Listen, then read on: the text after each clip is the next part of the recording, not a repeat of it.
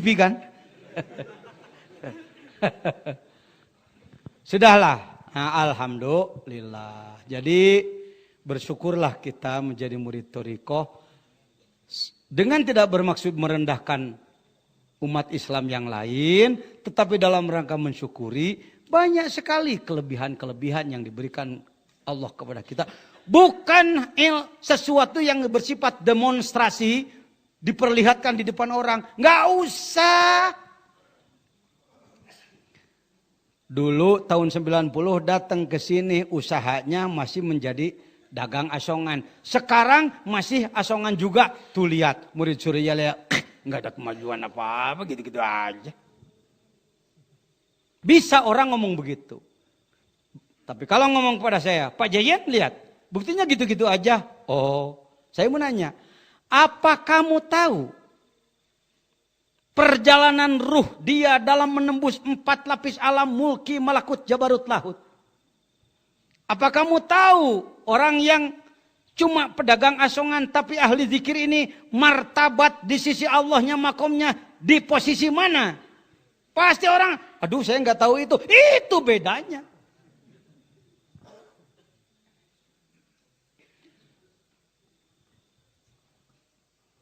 Rokib atid, tugasnya menuliskan amal. Rokib amal, baik, atid amal.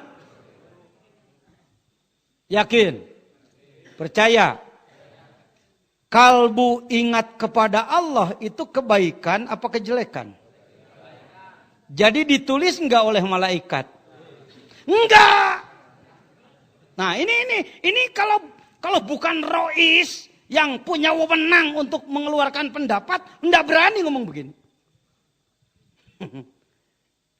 Ulama NU Jawa Barat enggak akan menyalahkan omongan saya kalau saya ngomong begini. Wong rois. Di situ. Jadi jabatan boleh diambil. Sama aja dengan mukjizat. Kalau mau dipakai alat dakwah. Kalau jabatan dipakai kebesaran diri, nempuk dada, itu jangan itu. Tapi kalau untuk alat dakwah. Sekarang tidak berani lagi ulama Jawa Barat menyalah-nyalahkan Suryalaya. Tidak berani lagi, mohon maaf. Wong di pusat kantor Nahdlatul Ulama Jawa Barat setiap hari Sabtu atas restu pengersa Abah kita mengadakan manakib bersama. Gemuruhlah zikir. Waduh, zikir ala Bandung lagi. Bener. Alhamdulillah. Begitu mau menjelekan, oh, eta malah di masjid urang cenah euy. Mai geus kieu. Apalagi pengersaang terus kemana-mana menembus masjid-masjid besar. Masjid-masjid agung, masjid-masjid raya. Sampai Masjidil Haram, Masjid Nabawi, Madinah. Sampai Masjidil Aqsa. Bulan depan, tahun depan, mungkin beliau berangkat lagi. Saya juga ikut daftar pengen tahu. Hadirin, hati-hati. Anda harus tahu setelah menjadi murid TKN, Anda diberi banyak kelebihan oleh Allah. Tetapi jangan pernah dipakai alat sombong. Dan juga jangan pernah Anda merasa bahwa setelah belajar dzikir belum ada kemajuan apa-apa. Ini. Terlalu tawadu enggak tahu. Tawadu tanpa pengetahuan bukan tawadu. Hadirin sudah capek, harusnya saya wassalam. Tapi kelihatannya dari sorot mata kayak masih perlu gitu. Dari sorot mata aja kayaknya kayak masih perlu. Kalau enggak dijelaskan, mungkin banyak Anda yang di hati aja ngomongnya, sebenarnya gue ikut ke Suryalaya ngapain ya? Ya naon sebenarnya orang teh nyarek naon orang teh. Neangan kabeungharan lain, jadi ulama moal.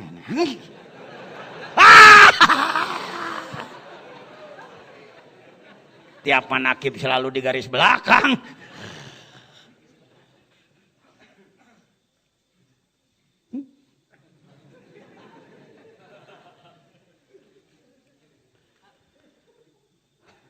banggalah. Kamu sudah jadi orang yang berzikir. Pak Jajan orang lain juga sama-sama berzikir. Salah lagi. Beda. Kalimahnya sama. Tetapi daya tembusnya beda. Contoh. Pengucapan la ilaha illallah sebelum dididik oleh pengersa Abah dan sesudah. Cara mengucapkannya beda enggak? Itu aja dulu itu. Ini supaya kita lebih syukur ini. Jadi saya nggak setuju kalau ikhwan dengan wafatnya pengersa panik gitu ya, kesana kesini ngomong kayak orang bingung. Gimana? Nggak ada lagi tempat Robito, nggak ada lagi. Memangnya Abah kemana? Oh enggak kemana-mana. Ya. Urusan wafat itu kullu nafsin dha'iqatul maut sudah menjadi ketentuan. Tapi ruh orang-orang yang suci setelah wafat, mohon maaf, lebih leluasa membantu pada orang-orang yang memerlukan. Kenapa Pak Jajan tidak dari dulu bicara begitu? Takut disalahpahami nanti. Jangan-jangan kalau saya ngomong begitu dulu nanti oleh orang. Tuh lihat kan, Pak Jajan mendorong-dorong supaya Abah. Hati-hati, setan kamu. Ini bahasa harus dipilih. Kalau sekarang boleh saya ucapkan. Lihat kitab Gausul Ibadah. Taunya juga saya dari Aang. Dikasih pinjem tapi nggak dipulangin. Biasa. Tang loba omongnya.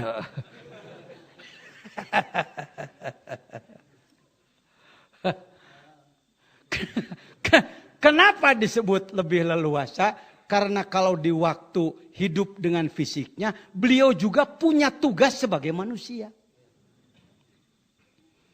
Setelah beralih alam, tidak lagi mendapatkan tugas-tugas seperti halnya kita. Al-awliya'u yusalluna fi kuburihim kama yusalluna fi hayatihim.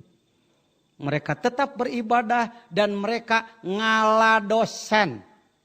Membantu kepada semuanya. Ya ndak usah bingung. Kemana tuh Robito ayeuna? Oh itu. Kalau menandatangani surat ya. Bupati meninggal. Aduh siapa yang bupati baru gitu aja.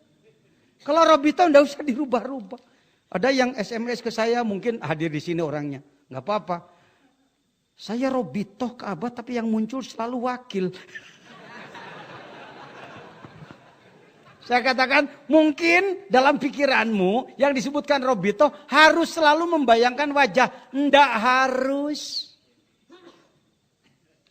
Ingat kepada guru itu sudah Robito. Mengamalkan ajarannya itu sudah Robito. Ini jangan salah paham ya. Robito. Robito. Ngari ripuh maneh semua. Overacting. Biasa aja. Ya. Lihat. Sebelum saya belajar dibimbing oleh pengersa Abah. Sama dengan ulama lain. Sarjana lain, dosen-dosen lain. Bahwa kalbu adalah hati. Hati adalah kalbu. Yang dimaksud kalbu hati adalah daging hati. Pemahaman lama. Pemahaman lama. Setelah saya belajar di Suryalaya, walaupun oleh pengersa Abah tidak ditunjukkan, Jen sebenarnya begini, begini, begini. Enggak juga. Kita terus belajar mengamalkan, kita mutolaah kitab-kitab dan lain sebagainya. Muncullah izin Allah. Qotrul Goes, saya punya kitab Qotrul Goes sudah lebih 30 tahun. Wong anak santri kecil juga udah punya Qotrul Goes. Tetapi yang saya baca selalu pinggirnya. Tengahnya enggak pernah dibaca, Pak. Kalaupun dibaca selewat aja enggak didalami. Izin Allah 2 tahun yang lalu. Setelah dibaca kembali Insya Allah dengan bantuan karomah guru, barulah paham. Keliru menyebutkan bahwa kolbu adalah daging hati. Kalau kalbu diterjemahkan menjadi hati, itu karena yang ahli bahasa waktu itu sulit mencari istilah lain. Ya udahlah, kita terjemahkan hati sajalah. Terstrukturlah di perguruan tinggi, di kalangan ulama bahwa kolbu adalah hati. Ketika ahli biologi, ahli anatomi, ahli badan manusia mencari organ tubuh dalam diri manusia, maka ada segumpal daging hitam. Ini apa kira-kira namanya ya? Ini harus tahu sejarahnya dulu nih. Kok ini menonjol begitu ya? Kayak bunganya pisang. Oh, bunga pisang nggak disebut bunga, tapi jantung. Oh, ini disebut jantung. Yang ini disebut paru-paru. Yang ini disebut ginjal. Yang ini apa ya? Hati. Maka tersebarlah dalam penterjemahan kalbu adalah terjemahnya hati. Hati adalah daging hati. Maka kalbu adalah daging hati. Ini kalau tidak ada Suryalaya, nggak ada yang meluruskan di Asia Tenggara khususnya. Indonesia, Malaysia, Singapura, Brunei, Filipina, dan lain-lain. Atau mungkin Asia, atau mungkin dunia. Enggak. Yang menjelaskan itu mah Pak Jejen bukan Suryalaya. Saya orang Sukabumi betul. Tetapi paham yang beginian setelah belajar dzikir di Suryalaya. Jadi bagaimana kalau begitu? Nggak usah bingung. Bahwa kalbu bukan daging hati. Kalau begitu Pak Jejen, kalbu itu jantung dong. Kemarin saya bahas di Indramayu ini. Saya bahas pakai laptop. Kembali ke laptop kayak Mas Tukul. Kalau begitu jantung keliru juga. Jantung lebih dikenal dengan sanubari. Mau nanya dulu sedikit. Sanubari itu fisik apa perasaan? Perasaan. Sanubari itu perasaan. Sanubari itu ini mungkin sudah pernah dengar tapi lupa. Atau banyak yang baru dengar sekarang. Sudah saya bahas dari dulu di sini. Kita ini ikut istilah tapi tidak melacak istilah. Sonubariyun berakar kata dari sonbur. Ianya adalah tambahan. Apa sonbur? Buka di internet atau buka di kamus besar. Kamus kecil tidak ada. Kamus Marbawi segede gini tidak ada. Kamus Mahmud Yunus tidak ada. Tapi kamus besar itu harusnya Lisanul Arab 20 jilid. Atau kalau sulit, klik aja udah ke internet. Sonbur adalah nama buah. Sebuah pohon berbuah warna merah. Seperti pohon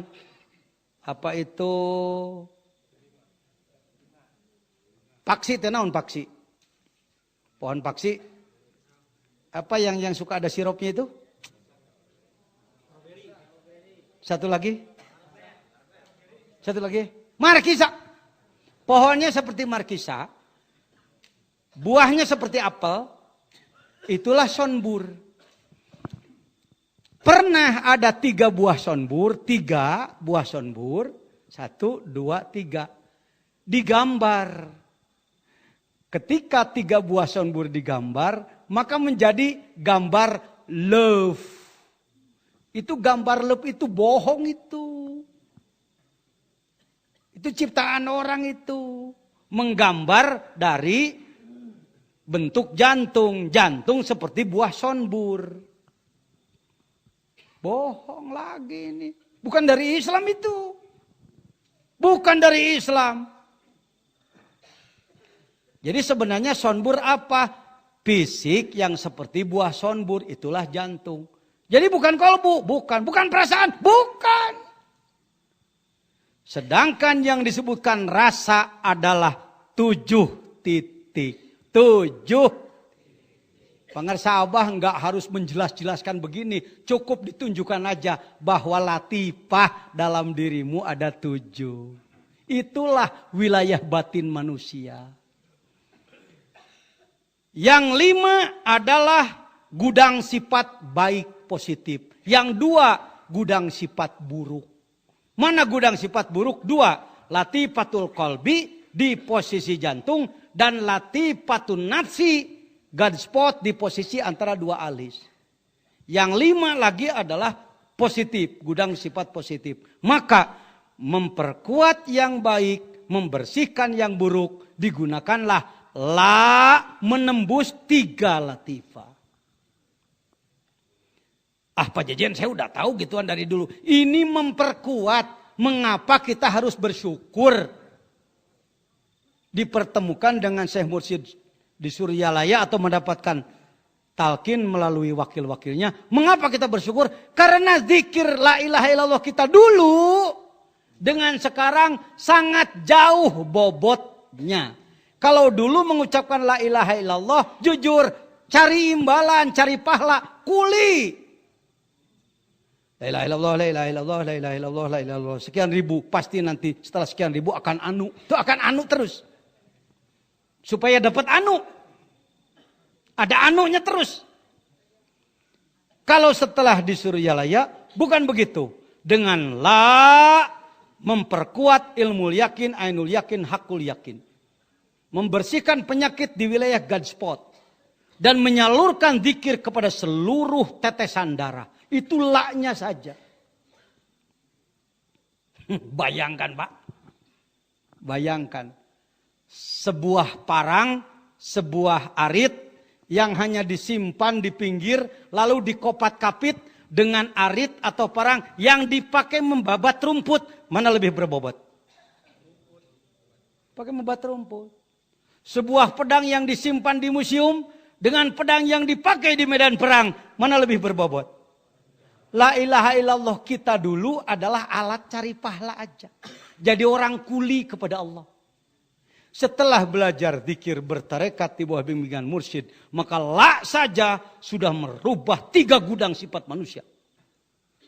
Ilaha 2 gudang sifat manusia. Segede apa sih gudangnya? Nggak usah sulit-sulit. Ini walaupun sedang merekam, saya pakai contoh aja. Gede apa besar HP ini? Kecil. Kecil sekali, cuma segini tuh, diginiin juga hilang. Bisa dipakai berhubungan ke Amerika, Arab Saudi, Inggris, Spanyol, bisa nyambung. Jadi yang gede luarnya apa dalamnya? Hah?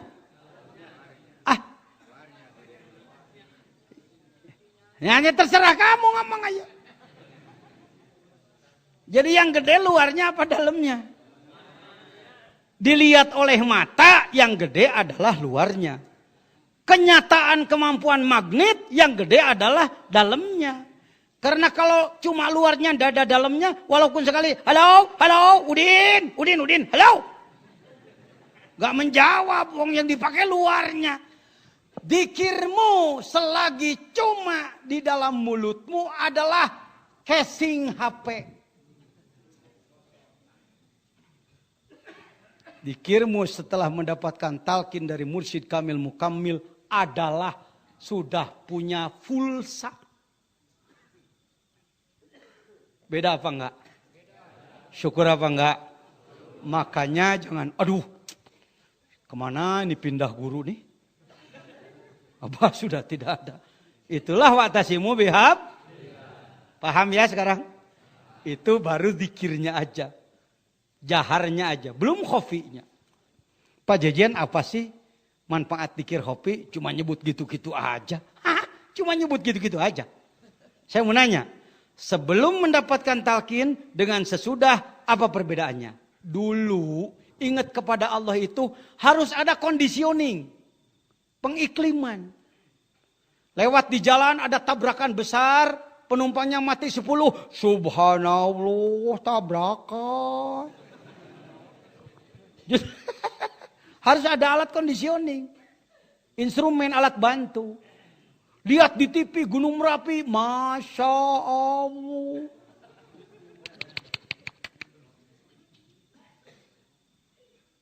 Tsunami, Masya Allah. Nggak ada tsunami, nggak ada gunung meletus, nggak ada tabrakan. Nggak inget apa-apa. Setelah dibidik oleh guru mursyid, kalbu kita, bagian dalam diri kita, dimensi abstrak dalam diri kita, jalan dia. Tak, tak, tak, tak, sedang jalan. Ingat Allah di pasar, ingat Allah di kantor pun, ingat Allah di WC pun, Allah di kamar mandi, Allah di kamar tidur, Allah jauh dengan istri, ingat Allah dekat dengan istri, ingat Allah. Beda enggak dengan dulu? Pak Jejen, satu pernyataan lagi, sebut saja untuk malam ini yang terakhir karena sudah malam. Apalagi sih Pak Jejen? Kamu harus tahu. Bukan untuk sombong. Bukan untuk sombong. Ketika kalbu kita dilatih terus ingat Allah. Maka Asmaul Husna yang dulu hafalan. Nempel di dinding masjid, endah banget Asmaul Husna. Masuk ke Islamic Center Jakarta, digantung Asmaul Husna jadi lampu. Ya, bagus ya. Di sini ada Asmaul Husna enggak? Di sini ada Asmaul Husna enggak ada? Di sini ada Asmaul Husna. Sebenarnya seluruh asma Allah itu sudah ada pada diri manusia. Seluruh asma Allah yang miliaran tak terhitung sudah ada pada diri manusia. Pak Jejen lagi-lagi ngomong ngawur, bukan ngawur, kamu yang belum paham. Mana dasarnya Pak Jejen? Apa ada dalil? Wa nafakhtu fihi min ruhi. Kutiupkan di dalam jasadmu ruhku. Kalau nyebut ruhku, segala dimensiku udah masuk. Kebanyakan manusia nggak tahu dirinya manusia sih. Taunya diri manusia kambing. Taunya makan kawin, tidur. Kan windur. Itu yang disebutkan lebih hina daripada kambing. Baik. Asma itu sudah ada pada diri. Ketika belum dibuka oleh guru torikot yang mursyid kamil mukamil, maka diri ya diri, asma ya asma. Bukti hari ini seperti itu. Asma Allah di dalam tulisan, sedangkan diri ya diri. Pak, Bu, dengan adanya Anda mengamalkan zikir dari pengersa guru, maka berarti Anda sedang membuka seluruh asma Allah dalam dirimu. Pernah dengar ngomong begini? Nyata belum, enggak nyaho, mana nyaho. Saya ulang. Ini supaya jangan, aduh kumaha ini usaha masih tetap aja jualan ban bekas. Gimana ini dikira udah 20 tahun, masih tetap aja jadi tukang goreng pisang. Karena yang dipikirkan mendadak kaya, barokah itu tadi. Padahal sebenarnya Anda sudah mendapatkan sesuatu yang tidak pernah terkejar oleh orang yang belum bertarekat. Kapan saya Pak Jejen bisa mengejarnya? Sudah, kamu ini sudah, nak. Pak Jejen sudah gimana? Saya belum merasakan. Nggak usah merasa-rasa, nak. Kalau segala sesuatu limpahan Allah diberikan kepadamu, kau merasakannya, kamu bisa tidak mau berangkat kerja. Kamu bisa tidak mau bergaul dengan orang. Pak Jejen mana pahalanya? Tahu. Berjamaah subuh 1 kali, pahalanya lebih besar daripada dunia dan seisinya. Jadi untuk 1 orang saja dikasih pahalanya di dunia sudah habis oleh 1 orang. Kalau yang berjamaahnya 1000, di mana nyimpennya? Maka kata Allah, biarlah nggak aku bayar sekarang. Udah kamu gitu aja lah. Kamu pokoknya sehari 2 piring aja. Yang dimakan sekarang itu aja. Yang untuk nanti ndak usah dipikir-pikirkan sekarang. Ikhlas. Ini didikan Suryala ya Pak. Dulu saya kalau berdoa kepada Allah, pokoknya pasti maksa. Allah. Piraku Gusti tengah warok abdi. Setelah belajar tarekat nggak begitu, malu. Ternyata lebih tajam daripada doa. Hei, ini kalau bukan diizinkan oleh beliau, nggak berani saya ngomongnya.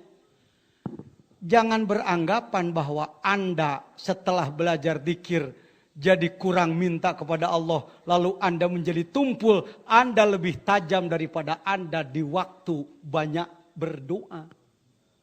Bukan tidak boleh berdoa. Dulu mengandalkan doa gitu. Setelah belajar dzikir tidak lagi itu ini. Baik. Sekali kalbumu bergetar. Yang disebutkan jazbah. Pernah jazbah? Bukan jazbah itu. Hilang kendali, teler. Panik. Pas sedang jatap. Apa hanung, apa sepuh, apa hanung. Naon sih kayak gituan. Overacting kok yang disebutnya. Nggak begitu jatap. Kita sedang di bis, kita sedang pinggir jalan, kita sedang di rumah. Lalu kita tapakur kepada Allah. Timbullah getaran di dalam. Meneteslah air mata kadang-kadang. Air mata bukan sedih, tidak punya uang. Air mata bukan sakit hati oleh mertua. Air mata bukan sakit hati oleh istri atau suami. Tapi air mata karena rindu kepada Allah. Itu jazbah nak. Jadi jazab. Kamu itu sudah jazab. Sudah. Ini kalau bukan saya mungkin tidak berani ngomong. Atau bukan pengersaan. Bukan di level-level yang sudah paham. Kamu kan aduh.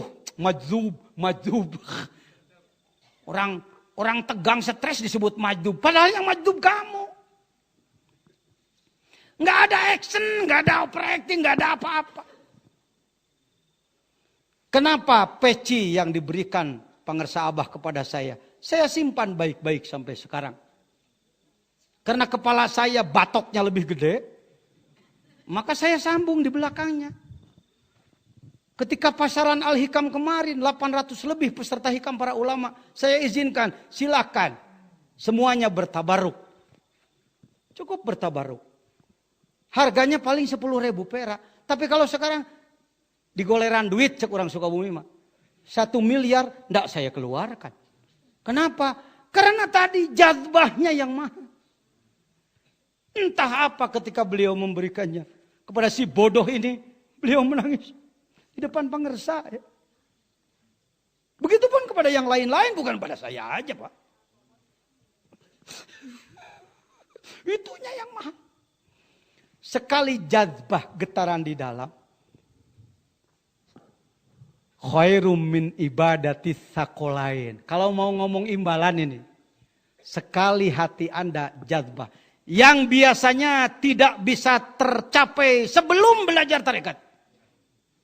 Saya sudah ahli menangis dari dulu kalau berdoa.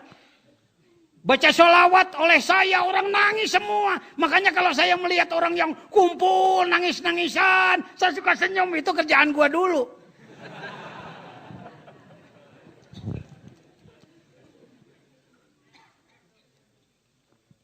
Ceritanya di Sukabumi ada kegiatan Sukabumi berzikir mengundang seseorang melaksanakan gituan. Ketua MUI harus hadir, gua juga hadir aja ngikutan. Ini mah kerjaan gua dulu.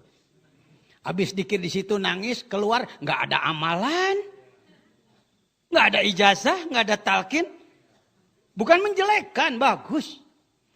Tapi jangan menganggap bahwa itu yang tertinggi. Ya, hadirin. Nah, sekali jazbah getaran jiwa. Murni karena Allah. Pahlanya. Ngomong semua, pahlanya. Kalau mau. Ngomong-ngomong, pahala juga Harus tahu. Tapi jangan ditunggu-tunggu. Karena ibadah tidak harus diimbali. Apalah artinya ikhlas? Coba, ibu ceritanya ibu masih gadis, datang pacar. Yayang, abang kesini sebenarnya nggak bawa apa-apa sih, cuman bawa mochi aja oleh-oleh dari Sukabumi. Sedikit sih, cuma 200.000. Ya pokoknya nanti kalau pulang nggak usah repot-repot, kasih aja sesuatu ya 500.000 ya. Ngirim mochi berapa? Tapi kalau pulang mesti diganti berapa? Kira-kira itu kasih sayang apa dagang? Atau pemerasan? Oh kalau kita kepada Allah, ya Allah ini sholatnya awas ya, jangan lupa ya, imbalannya ya. Kira-kira ini preman dari mana ini? Preman bersorban itu. Itu kelakuan kita kan? Itulah dididik dari Suryalaya.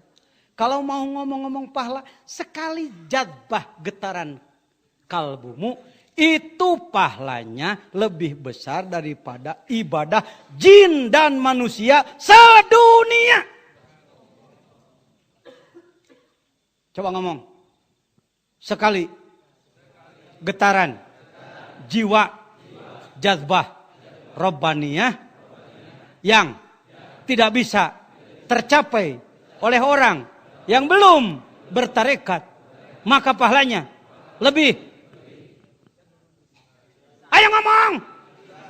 Daripada kalau kamu masih ngiler dengan pahala, itu hadisnya. Gitu aja bagi yang masih ngiler pahala. Ikhlas lebih tinggi daripada pahala. Kalau Anda ikhlas, lebih dari itu lagi. Ini bukan propaganda. Saya tukang nangisi orang. Nih dengerin, kalau saya mau nangisin orang dulu. Ini orang kumpul nih semua. Di depan madrasah Kiai Haji Jejen. Pesantren Darul Rahman dulu. Kumpul orang banyak. Bagaimana saya nangisin orang nih? Caranya adalah di panggung saya buatkan makam-makaman. Lalu naiklah anak yatim-yatiman. Lalu pakai baju yang rombeng-rombengan. Lalu saya sebrot dengan kipas angin. Supaya kelihatan angin. Lalu kasih cahaya sore-sore Sariak Layung. Suasana matahari sudah hampir terbenam. Lalu kasih juga suasana petir menyambar. Bagaimana caranya petir menyambar? Baterai saya konsletkan, lalu tak pukul bedug gede. Shut, why, boom! Ilahi lastulil firdausi ahla wala aqwa ala naril jahimi habli tau patawakbir dhunubi fa innaka ghafiruz zambil azimi. Lalu sujud tepat, Rabbana alamna anfusana wa illam taghfir lana wa tarhamna lanakunanna minal khasirin. Saudara-saudaraku, tuh kayak Rizky tuh. Saya gitu dulu. Orang menangis.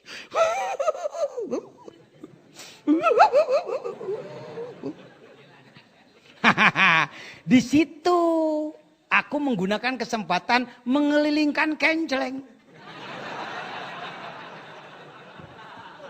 Koprak.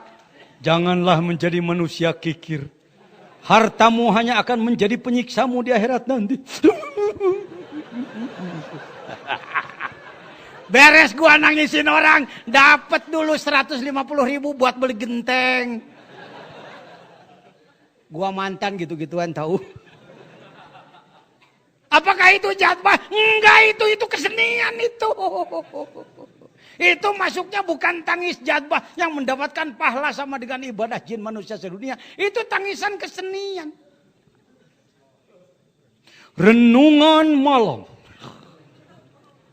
Kumpul. Saya ini pramuka. Pramuka yang baru saja mendapatkan penghargaan melati. penghargaan tertinggi dari Kuarnas. Mohon maaf, se-Sukabumi baru ada 6 orang, 2 sudah meninggal, tinggal 4 orang yang melatih. Saya mendapat penghargaan melatih dari Pramuka. Antara lain begitu. Renungan suci. Saudara-saudaraku. Isuk-isuk teh salat subuh. Papangih jeung kabogoh tangkep deui.